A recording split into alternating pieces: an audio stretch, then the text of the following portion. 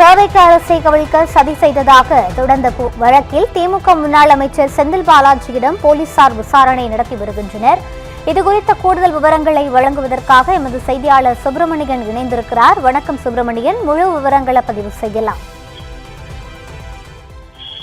தவிக எம்எல்ஏவிடம் பேரம் பேசிய வழக்கு தொடர்பாக முன்ஜாமீன் பெற்றிருந்த முன்னாள் அமைச்சர் செந்தில் பாலாஜி மற்றும் அவரது சகோதரர் கையெழுத்திடுவதற்காக திருவல்லிக்கேணி காவல் நிலையத்தில் சரியாக 10:30 மணி அளவில் ஆஜரானார்கள். விசாரணை அதிகாரி முன்பு ஆஜரானார்.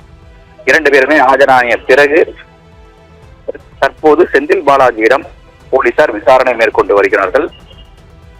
தவிக எம்எல்ஏவிடம் பேரம் பேசிய வழக்கு தொடர்பாக 14 பேர் கைது செய்யப்பட்டிருக்கக்கூடிய சூழ்நிலையில் நரேஷ் மற்றும் கிருஷ்ணா ஆகிய 2 பேரிடம் ஒரு நாள் காவல் எடுத்து போலீசார் விசாரணை மேற்கொண்டார்கள்.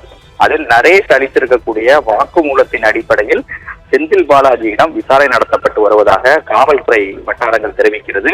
அது மட்டுமல்லாமல் ஏற்கனவே இந்த வழக்கில் செந்தில் பாலாஜி மற்றும் அசோக் குமார் ஆகியோர் முக்கிய மூளையாக செயல்பட்டதாக காவல்துறை தரப்பில் தெரிவிக்கப்பட்டிருந்தது. அவர்கள் அளித்த தகவலின் அடிப்படையிலேயே இந்த எம்எல்ஏவிடம் பேரம் பேசப்பட்டதாக விசாரணையில் தெரிய வந்திருந்தது. அதன் அடிப்படையில் செந்தில் பாலாஜியை விசாரணை நடத்துவதற்காக சம்மன் அளிக்கப்பட்டிருந்தது. ஆனால் அதன்படி அவர் ஆஜராகவில்லை. நீதிமன்றம் மூலமாக முன்ஜாமீன் பெற்றிருக்கிறார்.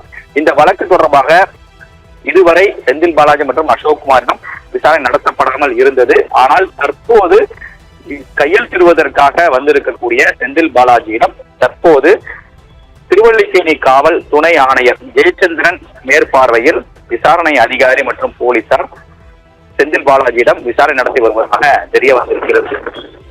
பல்வேறு கேள்விகள் கேட்கப்பட்டு வருவதாக தகவல்கள் வெளியாகி இருக்கிறது. எம்எல்ஏக்களுக்கு பணம் கொடுப்பதற்காக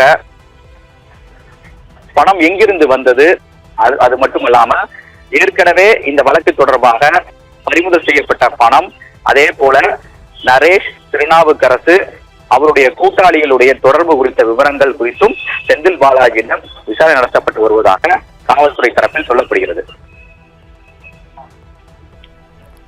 விரிவான விவரங்களை வழங்கியமைக்கு நன்றி சுப்பிரமணியன்.